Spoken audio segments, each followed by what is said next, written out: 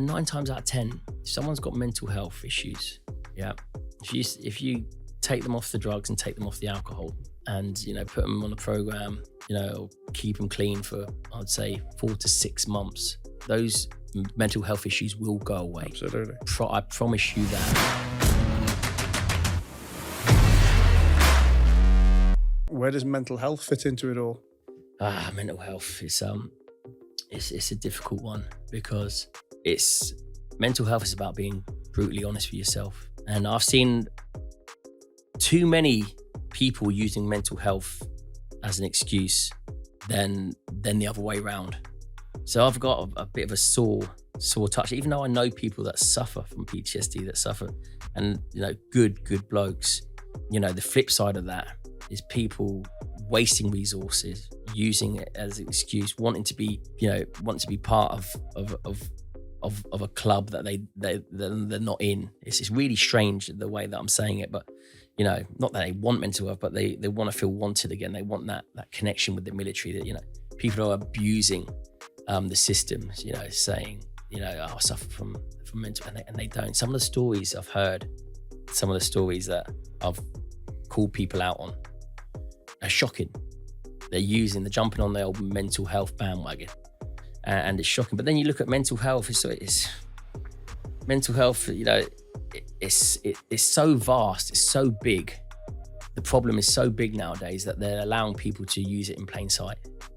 Now you look at what's going on in the Western society at the moment, where people have wanted men are becoming women, children, babies. That's mental health in plain sight. The problem of mental health is so big that they can't control it. So what they do is they allow it to transpire in plain sight, because it's so huge. So, you know, trying to, you know, you're like, it's like chucking a needle into a haystack to try and deal with this problem. But it's something that I don't really dive into, because I don't really understand it to the extent where I've been on the line where I've been in those bad headspaces, but I've never teetered into that remit of mental health where I could understand it. But what I try and do, and what I do to empower people, is prevention before the cure.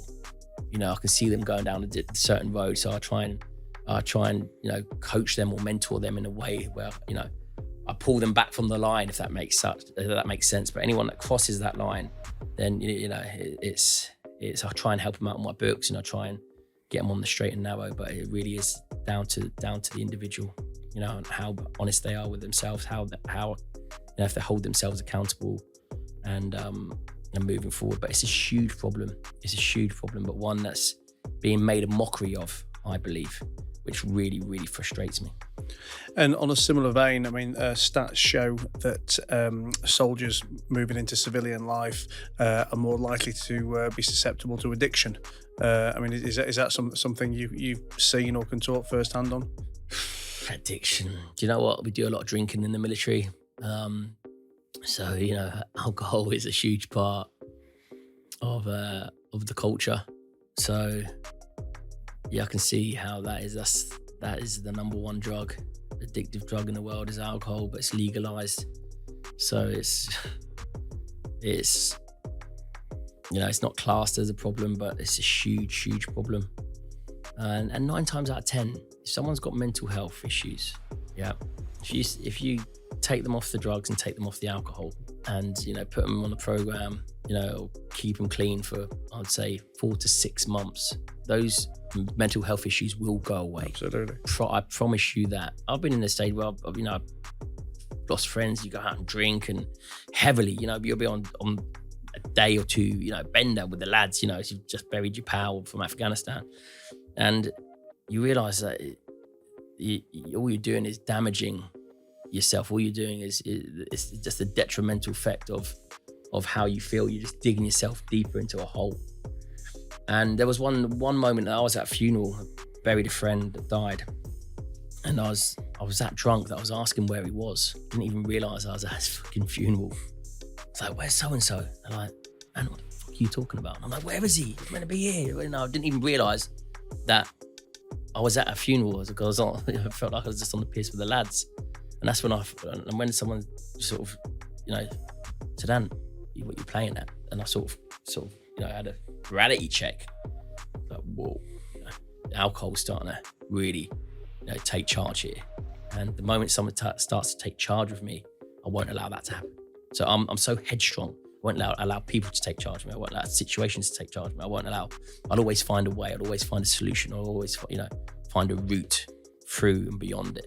So, and that's why, you know, when people cut out alcohol. Well, I was going to say, what did you just cut back on alcohol, or do you just, not? Yeah, cut back. You on still it. drink? Yeah, I still do. Yeah, cut back on it. But when people say I don't drink anymore, I'm like, yeah, that's probably wise, and that's your decision.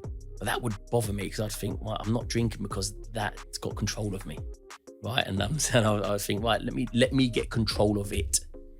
And I did go through a stage of not drinking. I did go through a stage of not going out with it, but it's become part of my life now. I'm so busy. I'm so busy with business and so busy with my family that I rarely go out.